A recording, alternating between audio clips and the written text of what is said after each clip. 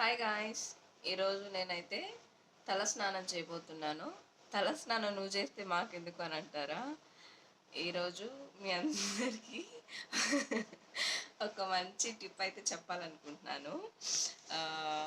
ఏంటంటే అందరికీ హెయిర్ బాగుండాలి అని ఇష్టపడుతూ ఉంటారు, కానీ స్ట్రెస్ వల్లనో కొన్ని హెయిర్ కేర్ ప్రొడక్ట్స్ యూస్ చేయడం వల్లనో చాలామందికి హెయిర్ లాస్ అయిపోతుంది. సో హెయిర్ లాస్ అవ్వకుండా నేను ఫాలో అయ్యే కొన్ని టిప్స్ చిన్నప్పటి నుంచి అవి మీతో షేర్ చేయాలనుకుంటున్నాను. నచ్చితే ఫాలో అవ్వండి, లేదంటే హ్యాపీగా స్కిప్ చేయండి ఆ టిప్స్ని. నేను చిన్నప్పటి నుంచి షాంపూని అస్సలు యూస్ చేయను అనమాట నా హెయిర్కి. ద మెయిన్ థింగ్ అదొకటి. షాంపూస్ అనేవి ఎక్కువ కెమికల్స్ ఉంటాయి, ప్రిజర్వేటివ్స్ ఉంటాయి, కాబట్టి అది మన హెయిర్కి అంత మంచిది కాదు. సో మీకు మంచిగా నాలాగా ఇంత పెద్ద హెయిర్ గ్రో అవుతుందని అయితే చెప్పలేను, కానీ హెయిర్ లాస్ అయితే అవ్వదు. కొన్ని టిప్స్ అయితే చెప్తాను, ఫాలో అవ్వండి. అవేంటంటే ఫస్ట్ షాంపూ యూస్ చేయడం వల్ల మనకు తెలియకుండానే చాలా హెయిర్ లాస్ అవుతుంది. ఎలా అంటారా? షాంపూ యూస్ చేసేటప్పుడు బాగానే ఉంటుంది, త్వరగా తల స్నానం అయిపోతుంది, ఇన్స్టాంట్గా రెడీ అవ్వచ్చు అని అనుకుంటారు. కానీ చిక్కు తీసుకున్న తర్వాత మన వెంట్రుకలు మన దువ్వెనకి కానీ మన చేతిలోకి కానీ ఒక గుబ్బడు వస్తాయి. మీరు అబ్జర్వ్ చేయండి. దీనికి మెయిన్ కారణం ఏంటంటే షాంపూ వాడటం వల్ల. అసలు షాంపూ వాడటం వల్లే వెంట్రుకలు చిక్కు పడతాయి. అదే కుంకుడుకాయలు వాడితే వెంట్రుక అనేది చిక్కు రాదనమాట. ఒకసారి వాడి చూడండి. నా వెంట్రుకలకి చిక్కు లేకపోతే ఊడటం కూడా తక్కువగానే ఉంటుంది కదా. సో ఈ సీక్రెట్ని అందరూ మిస్ అయిపోతున్నారు. కుంకుడుకాయల్ని ఏ ప్రాసెస్లో ఈజీగా కుంకుడుకాయల్ని ఎలా యూస్ చేయాలో మన హెయిర్కి చెప్తాను. ఆ టిప్ని కూడా. చాలామంది కుంకుడుకాయలు అంటే అదొక పెద్ద లెంతీ ప్రాసెస్, దాంతో చేయడానికి చాలా టైం పడుతుంది, టైం టేకెన్ ప్రాసెస్ అనుకుంటారు. కానీ డెఫినెట్గా కాదు. నేను మీకు సింపుల్ ప్రాసెస్లో కుంకుడుకాయలతో తలస్నానం ఎలా చేయాలో చూపిస్తాను.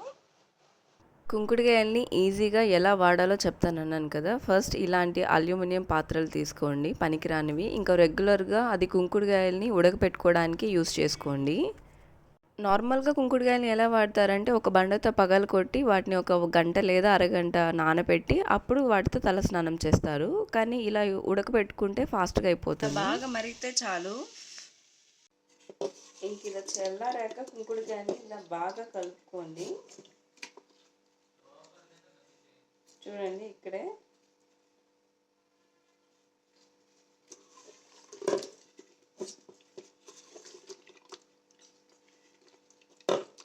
కుంకుడుకాయల్ని 10 నిమిషాలు అలా ఉడకబెట్టుకున్న తర్వాత చల్లారాక ఇలా బాగా కలుపుకోవాలి. ఇలా కలుపుకుంటే మనకి ఈజీగా నొరుగు వస్తుంది.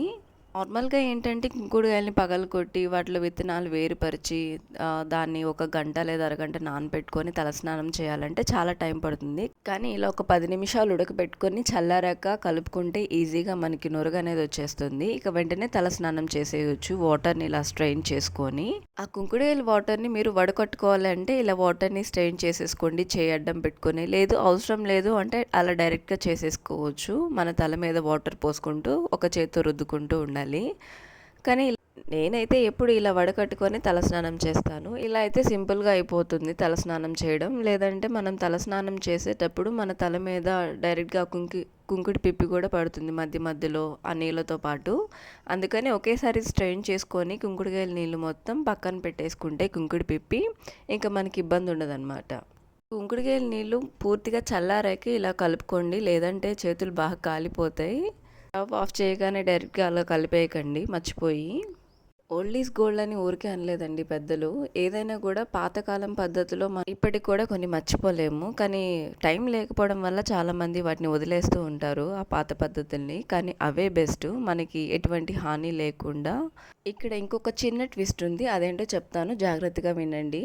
నార్మల్గా మనం తల స్నానం చేయాలి అంటే 2 టైమ్స్ వాష్ చేసుకుంటాం మన హెయిర్ని. ఒకసారి షాంపూ పెట్టుకున్న తర్వాత కడిగేసుకుంటాము, మళ్ళీ రెండోసారి షాంపూ పెట్టుకొని కడిగేసుకుంటాం. అలా 2 టైమ్స్ చేస్తాం కదా. సో ఈ కుంకుడుకాయలు వాడేటప్పుడు మనకి త్వరగా నొరగ రాదనమాట. మన తలకి మురికి పట్టుంటుంది కాబట్టి ఫస్టే కుంకుడుకాయని డైరెక్ట్గా యూస్ చేయడం వల్ల త్వరగా మురిగిపోదు. సో అప్పుడు ఏం చేస్తారంటే ఫస్ట్ వాష్కి మీరు షాంపూని రెగ్యులర్గా ఎలా అయితే వాడతారో అలా షాంపూని పెట్టి వాడుకొని కడిగేసుకోండి ఒకసారి. ఆ తర్వాత రెండోసారికి ఈ కుంకుడుకాయల నురుగు అనేది రుద్దుకొని రెండోసారి కడిగేసుకోండి అనమాట. నేను చెప్పింది మీకు అర్థమైంది అనుకుంటున్నాను. I hope you understand. మళ్ళీ ఇంకొకసారి చెప్తాను వినండి. వాష్రూమ్లోకి వెళ్ళగానే మీరు తలస్నానం చేయడానికి 2 సార్లు హెయిర్ వాష్ చేసుకుంటారు కదా. ఫస్ట్ వాష్లో మీరు షాంపూని పెట్టేసుకొని రుద్దుకొని కడిగేసుకోండి. రెండోసారి మాత్రం కుంకుడుకాయలు నురగ పోసుకొని కడిగేసుకోండి. అప్పుడు ఏంటంటే మనకి సింపుల్ అయిపోద్ది అనమాట ప్రాసెస్ అనేది. లేదంటే 2 సార్లు కుంకుడుకాయలతో పోసుకోవాలి అంటే ఈజీగా అరగంట పడుతుంది. ఇంకా పెద్ద జుట్టు ఉన్న వాళ్ళకైతే మినిమం 40 మినిట్స్ టైం పడుతుంది. అందుకని ఫస్ట్ వాష్లో షాంపూతో తల స్నానం చేసి రెండోసారి కుంకుడుకాయలతో తల స్నానం చేయండి. అప్పుడు ఈజీగా అయిపోతుంది. మీకు హెయిర్ కూడా ఎటువంటి డ్యామేజ్ ఉండకుండా మంచి మంచి రిజల్ట్స్ అయితే ఉంటాయి. వాల్యూమ్ అనేది తగ్గదు మీ హెయిర్కి. ఐ హోప్ మీకు నేను చెప్పిన ప్రాసెస్ అంతా అర్థమైంది అనుకుంటున్నాను.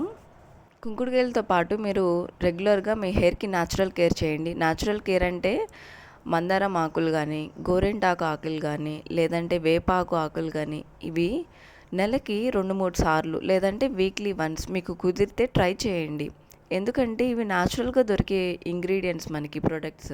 వీటిలో ఎటువంటి హార్మ్ఫుల్ కెమికల్స్ ఉండవు. మనకి ఎటువంటి హెయిర్ లాస్ ఉండదు ఇవి యూస్ చేయడం వల్ల. మనం హెయిర్ సిరమ్స్ అనో హెయిర్ కేర్ ప్రొడక్ట్స్ అనో ఏవేవో వాడుతుంటాం, కానీ అదేదో ఒక గంటకో 2-3 రోజులకో ఉపయోగపడుతుంది. కానీ ఇవి మన రూట్స్ నుంచి హెల్ప్ చేయడానికి, మన స్కాల్ప్ నుంచి హెల్ప్ చేయడానికి లీవ్స్ అనేవి చాలా బాగా ఉపయోగపడతాయి. నేను నా హెయిర్కి చేసే ప్రొడక్ట్స్ ఇవే అన్నమాట. రెగ్యులర్గా ఈ ఆకుల్ని మనం పెట్టుకోవడం వల్ల వాటిలో ఉన్న యాంటీ ఆక్సిడెంట్ ప్రాపర్టీస్ కానీ, యాంటీబయోటిక్ ప్రాపర్టీస్ కానీ మన హెయిర్కి చాలా హెల్ప్ఫుల్గా ఉంటాయి. రూట్స్ నుంచి మన హెయిర్ గ్రోత్ అనేది బాగుంటుంది ఈ న్యాచురల్ ఇంగ్రీడియంట్స్, న్యాచురల్ లీవ్స్ వాడడం వల్ల. ఇంకా ఇవే కాకుండా న్యాచురల్గా మనకి దొరికేవి మన హెయిర్కి పెట్టుకునేవి ఉంటాయి. మన పెద్దవాళ్ళకి ఇంకా అవి చాలా బాగా ఐడియా ఉంటాయి. వాళ్ళని తెలిసి కనుక్కొని ఖచ్చితంగా ఈ టిప్స్ని ఫాలో చేయండి.